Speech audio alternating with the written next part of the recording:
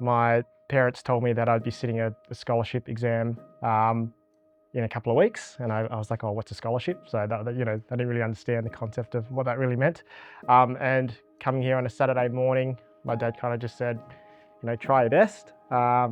So I went to a room and did the scholarship. I think my dad did a tour with the principal at the time, Dr. Walno, and finished up the test.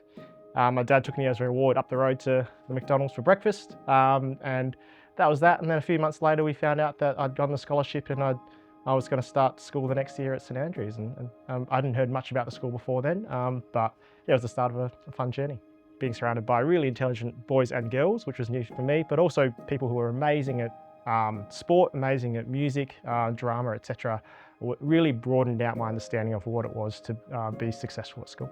Well, I felt very privileged to be in this environment. Some of my closest friends I made at St Andrews, and we often talk about how I think our time at St Andrews was probably some of our favourite times of our education life. We all went off to different secondary schools, but we do look at our time at St Andrews as being a really cherished time. My wife I met at St Andrews, so we were in the same class. I think it was at least year 6, maybe year 5 as well, but we're standing next to each other in our year 6 photo. So I think that's absolutely amazing, and I think kind of sums up that, our time at St Andrews, we did kind of form these really great bonds, and also a kind of a similar level of, values and interests that are sustained over a period of time, so that when I did eventually re-meet my now wife many years after St Andrews, I think we really connected quite quickly and went from there.